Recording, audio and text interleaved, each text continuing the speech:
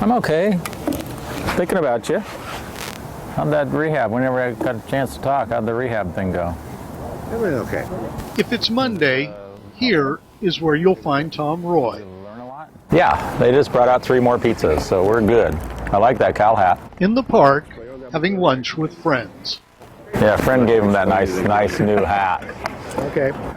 I think the idea of starting this actually came from God, who prompted me and sort of gave me the idea one day at lunch. And I was just thinking that day, because I'd done a few things with the homeless before, it's like, wouldn't it be great to bring them lunch every week? I just stepped out in faith and tried it.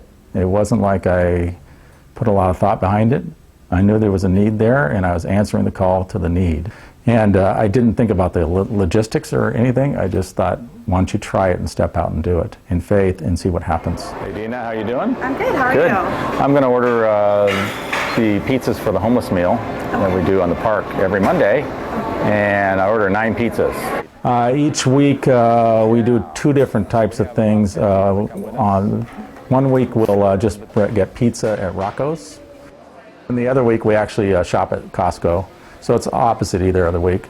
We shop at Costco, and we make lunches on Sunday, and then we bring them the lunches on Monday. And that's a little more involved, because it involves shopping, and then people making lunches, and then bringing lunches. So we have a lot of people who otherwise can't come on Monday,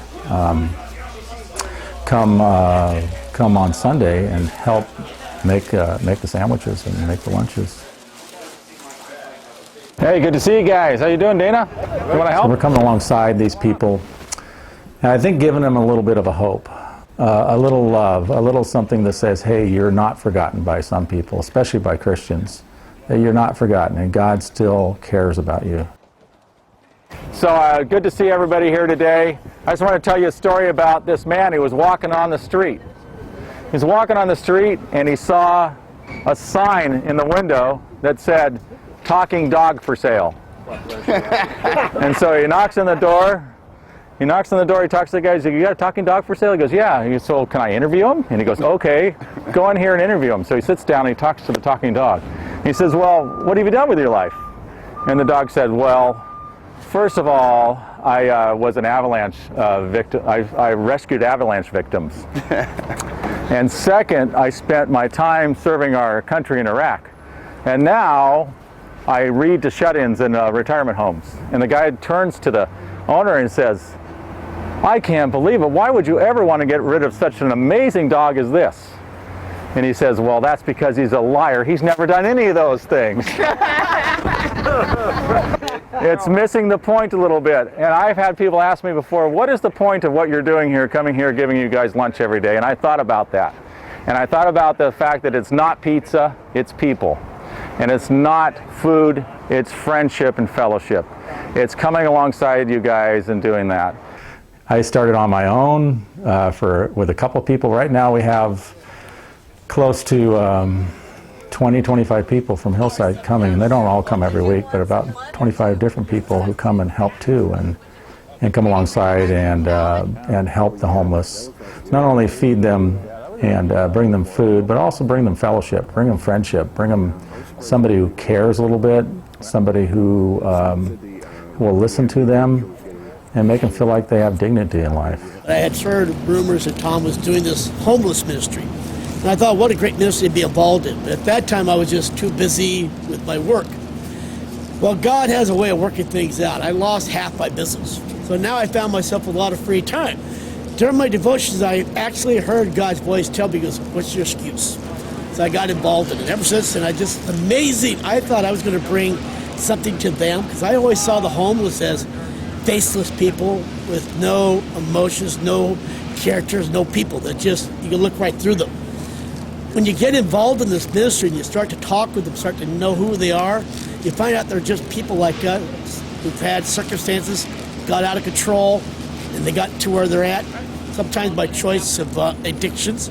But you start to realize all of us can so easily wind up here and find out they're real people with real issues and real lives.